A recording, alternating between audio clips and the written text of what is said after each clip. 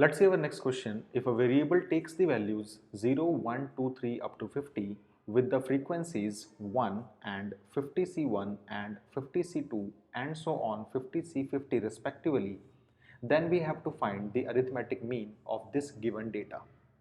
So ये question हमारे पास एक कॉम्बिनेशन है स्टैटिस्टिक्स चैप्टर से और परम्यूटेशंस एंड कॉम्बिनेशंस चैप्टर से. ओके, सो ध्यान से देखिए, मैं यहाँ पे एक टेबल फॉर्म कर लेता हूँ जिसमें मैं डेटास को लिखूंगा.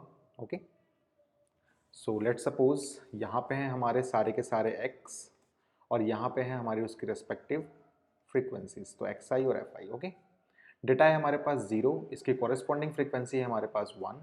डेटा है हमारे पास 1, इसकी कॉरेस्पॉन्डिंग फ्रीक्वेंसी है हमारे पास 50C1. डेटा है हमारे पास 2, कॉरेस्पॉन्डिंग फ्रीक्वेंसी है 50C2. ओके, एंड डेटा है लेट सपोज हमारे पास 3, कॉरेस्पॉन्डिंग फ्रीक्वेंसी है 50C3 and so on. Last में हमारे पास डेटा है 50 और इसके कॉरेस्पॉन्डिंग जो फ्रीक्वेंसी है हमारे पास वो है हमारे पास 50C50. हम सबको पता है कि जब कभी भी हम लोग मीन निकालते हैं, आप चाहे मीन बोलिए या फिर अरिथमेटिक मीन बोलिए, डेटा में अगर आपके पास xi भी दिया है और fi भी दिया है तो आप लोगों को फाइंड आउट करना होता है summation of xi into fi and then divided by summation of all fi's.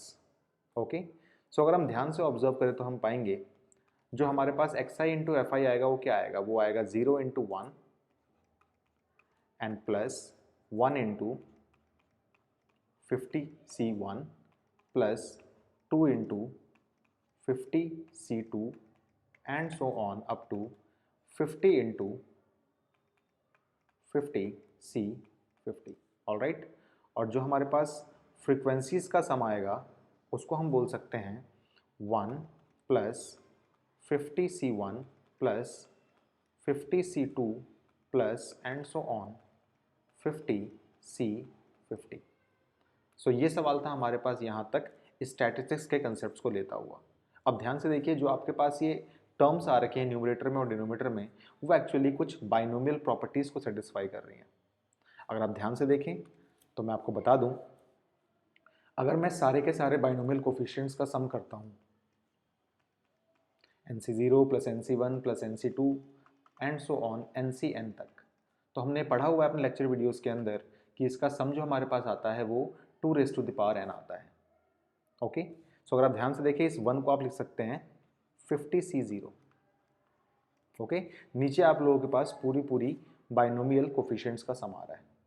And similarly हमने लेक्चर वीडियोस में ये भी देखा था कि अगर हम लोग 1 इंटू में NC1 करें, 2 इंटू में NC2 करें, 3 इंटू में NC3 करते हैं एंड सो ऑन, अगर हम जाते हैं n इंटू में NCN तक जाते हैं, तो इसका जो हमारे पास आंसर आता था वो आता था n इंटू में 2⁻n-1. ये सारी डेरिवेशंस हम लोगों ने लेक्चर वीडियोस में देखी थी. इसके अलावा और भी बहुत सारे कंसेप्ट्स हम लेक्चर वीडियोस में देखे हुए हैं.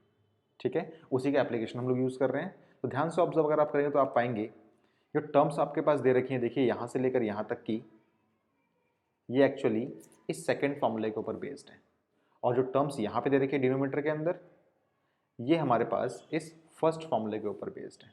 ओके, सो आप लोग बोल सकते हैं यहाँ पे this can be written as n, यानी कि 50 इंटू में 2⁻50 - 1 whole divided by this can be written as 2⁻50, which can be further written as 50 into में 2⁻49 and whole divided by 2⁻50.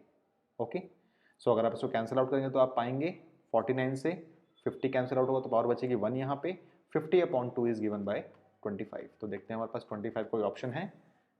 B option देखिए आप लोगों के पास 25 का है और यही इस क्वेश्चन का रिक्वायर्ड सॉल्यूशन भी होगा. ओके, आप लोगों को बस ये दो प्रॉपर्टी बाइनोमियल थ्योरम चैप्टर में से याद करनी पड़ेंगी. ओके, इसकी डेरिवेशन भी मैंने आप लोगों को लेक्चर वीडियो में दिखाई है. अगर आप डेरिवेशन देखना चाहते हैं तो डिस्क्रिप्शन में आपको लिंक मिल जाएगा, वहाँ जाके आप लोग इसकी डेरिवेशंस को भी देख सकते हैं. ऑलराइट.